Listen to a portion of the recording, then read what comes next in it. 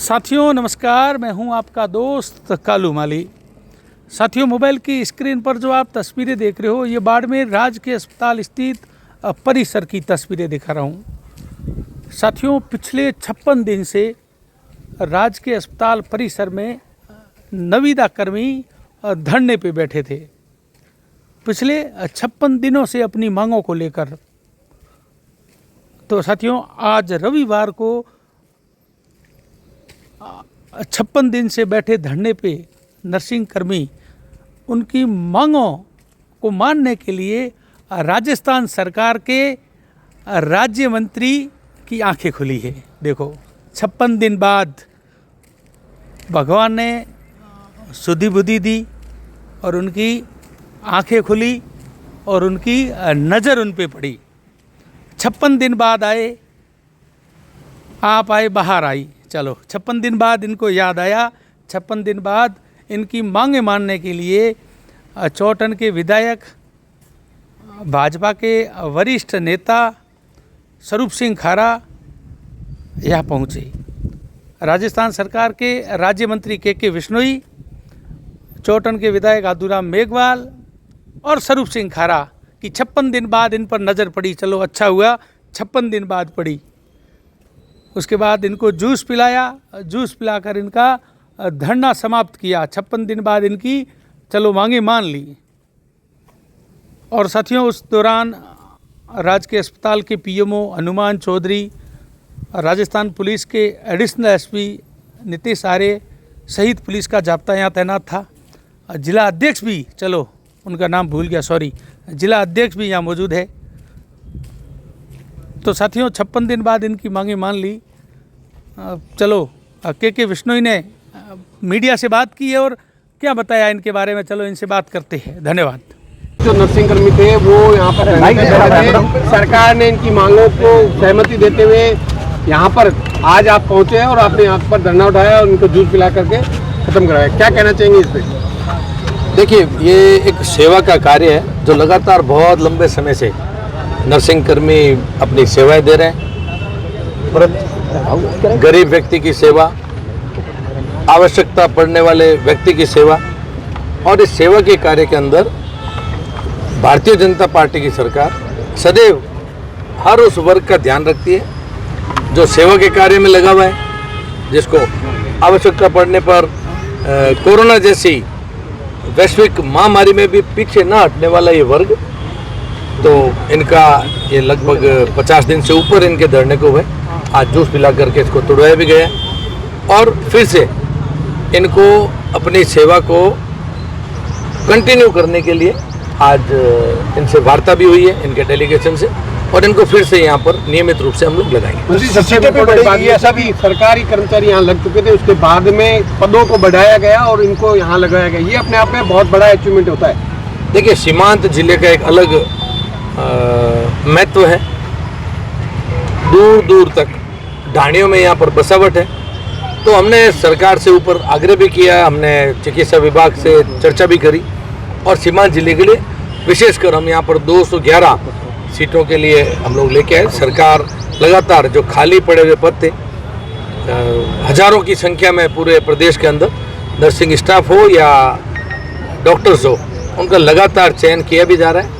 सरकार बनने के बाद में लाखों लोगों को रोजगार दे दिया गया। हमारे मुख्यमंत्री जी ने जो सरकारी नौकरियों का वादा कर रखा है, लगातार एक कैलेंडर बना करके उसके अंदर अपना वादा भी निभा रहे हैं, चाहे वो सरकारी हो चाहे गैर सरकारी, सभी विषय के ऊपर ध्यान दिया जा रहा है। ये भर्ती पूरी होने के बाद पब्लिक को कितना फायदा मिलने वाला है?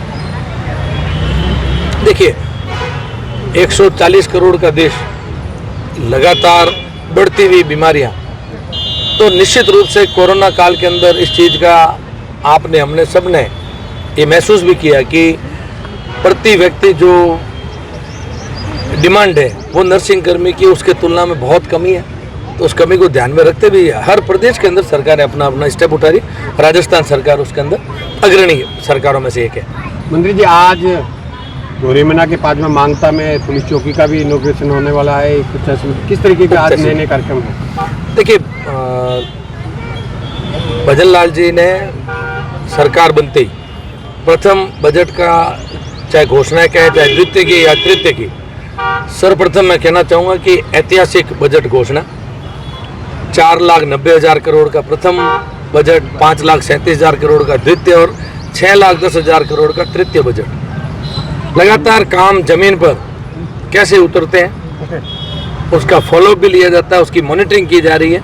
और अब वो दौर आ चुका है, समय आ चुका है जब सरकार का आधा समय, लगभग आधा समय निकल चुका है। तो अब आपको दिन प्रतिदिन जमीन के ऊपर उद्घाटन होते हुए नजर आएंगे, भवनों के निर्माण लगभग कंप्लीट हो चुके हैं वो नजर आएंगे, सड़कों का निर्माण है, चाहे वो हॉस्पिटल है, स्कूल है, जगह जगह आपको कॉलेजेस है, आपको हर तरीके के निर्माण अब दिन ब दिन आपको ये खबरें मिलने वाली है।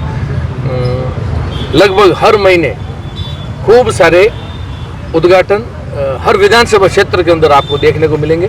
आज मेरे विधानसभा क्षेत्र के अंदर मांगता में पुलिस चौकी और एक वहाँ पर उप तहसील, पंचायत समिति का तो शुभारंभ हम बहुत पहले कर चुके हैं, पीएचसी का भी कर चुके हैं। तो आने वाले समय में खूब सारे और भी नए नए उद्घाटन के आपको हम समय समय पर सूचनाएं देते रहेंगे। सर, वनवास खत्म हो पाएगा बीजेपी का जो पंचायती राज या नगर निकाय के अंदर 15 साल से बाड़मेर के अंदर है, 2 महीने बाद में चुनाव है। देखिए, लगातार देश का नेतृत्व कर रहे हमारे यशस्वी प्रधानमंत्री नरेंद्र मोदी जी, जो एक विकसित देश के अंदर होना चाहिए, उन्होंने इस चीज़ को महसूस किया कि लगातार इतने बड़े देश के अंदर अलग अलग प्रदेशों में अलग अलग समय पर ये जो चुनावी प्रक्रिया है बहुत वक्त और पैसा और विकास कार्य को रोकने में बाधाएं उत्पन्न कर रही है।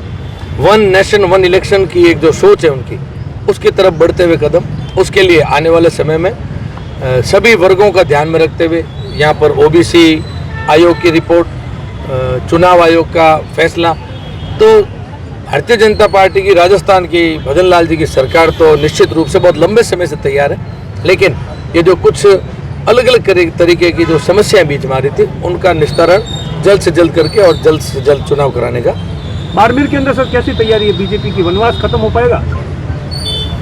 देखिए, लोगों के साथ निरंतर हम संपर्क बनाए हुए हैं। जिस तरीके का रुख लोगों का मन एक विकास के कार्य को देख करके मन बढ़ता है, ये सारा काम वैसे तो आने वाले समय में समय बताएगा, लेकिन फिर भी हमें अच्छी उम्मीदें हैं। सर, आखिरी सवाल सर, रोडवेज को लेकर अभी 144 बसें मिली है, बाड़मेर के साथ में क्यों भेदभाव हो रहा है? सिर्फ एक बस ही मिली सर, इसको लेकर क्या 2 सालों के अंदर काम हुआ या आने वाले समय के अंदर गांव ढाणी के लोगों को कुछ बेनिफिट मिल पाएगा?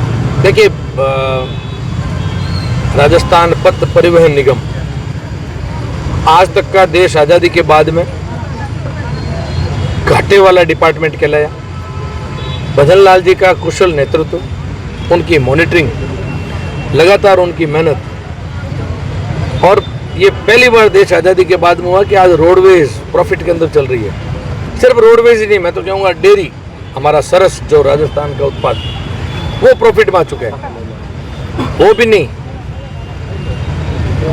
लगातार जो एक बहुत बड़ा राजस्थान प्रदेश के विकास में आड़े आने वाला एक बहुत बड़ा विषय था, बिजली बोर्ड का घाटा, जयपुर डिस्कॉम और अजमेर डिस्कॉम प्रॉफिट में आ चुके हैं। जोधपुर डिस्कॉम का घाटा लगभग आधा कम कर दिया गया है।